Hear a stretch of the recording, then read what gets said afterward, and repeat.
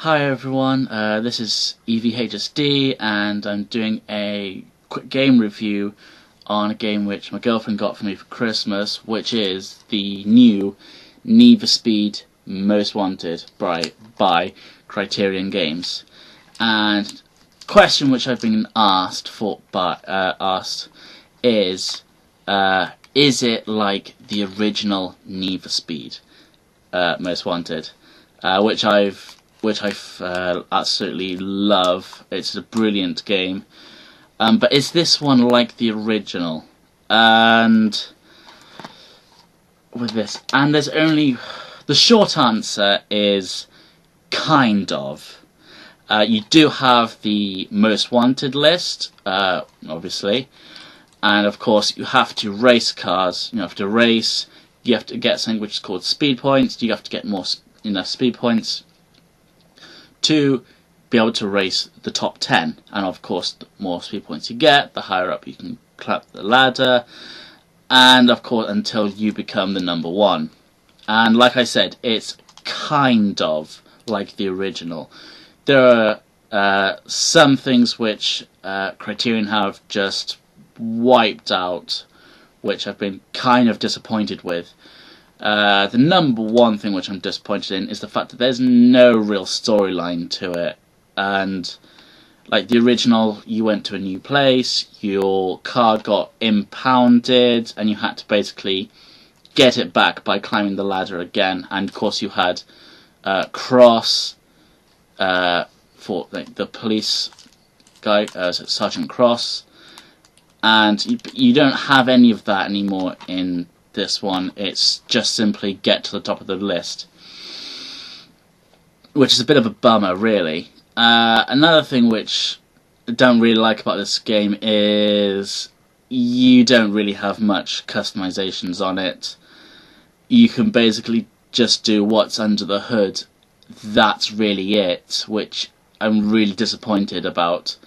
And the only real thing you can customize is the paint job, from about sort of 5 or 6 different colours, which is a bit disappointing, really. Another thing is, like I said, there's no customization, so that means like you can't change the styles of the rims, you can't put a spoiler on, you can't put any graphics on the side or anything like that, or any different designs, which is, I'm just kind of disappointed with that, because that's what I enjoyed with the original, because you could do these sort of things and you could play around with them and sort of do it to how you wanted.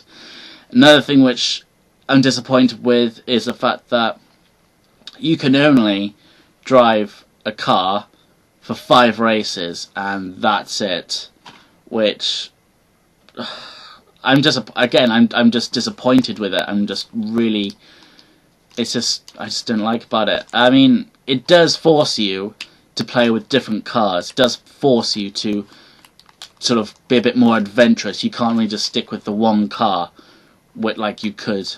And I mean, it does make up for it in some respects. I mean, for example, one is the fact that you basically have something called jack spots, where you just drive around the map, and if you find a car, regardless, it could be either a Lamborghini, a Jaguar, or a Porsche, or an Audi R8, you just find it, you basically just jack it, and there you go, you have another car. Doesn't matter, you don't have to be sort of at a certain point in the leaderboard or anything like that, which, it's a nice little feature, but again, 5 races, which,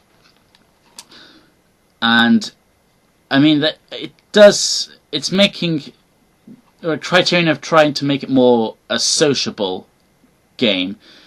It's more of a social racing game.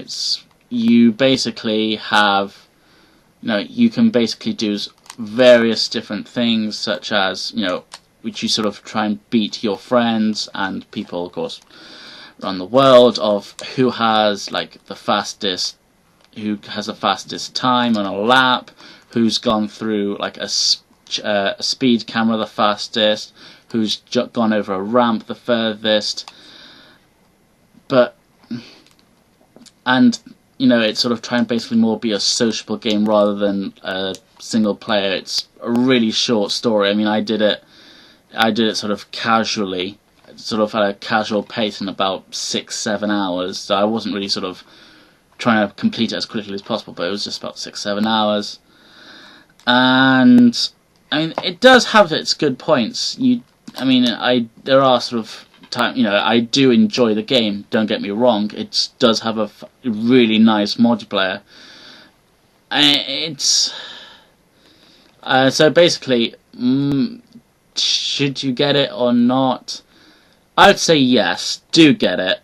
But I think maybe for myself and for other people, because we loved the original so much, we possibly have set the bar for it really high, and sadly I don't think it's really met that.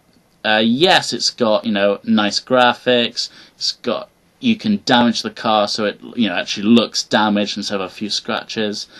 And another nice little feature about this game, which I do have to say,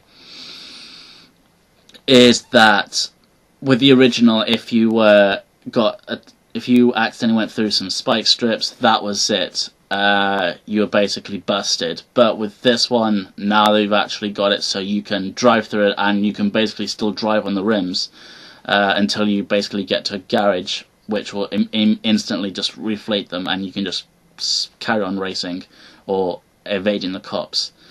So it is a nice little game, don't get me wrong, but it kind of falls short to the original, in all honesty. So yeah, that's my review of the game. Hope you guys enjoyed it. You know, tell me what you think, and hope to see you guys soon. Later. Hi. Yeah, sorry. With the whole, when I said the whole thing about your car in the original Most Wanted gets impounded, sorry, my bad. I forgot the fact that it's what's his fucking name? I don't know.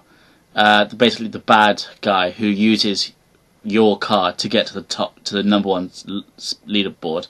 Sorry, that's what I got confused with that one. Okay, my bad.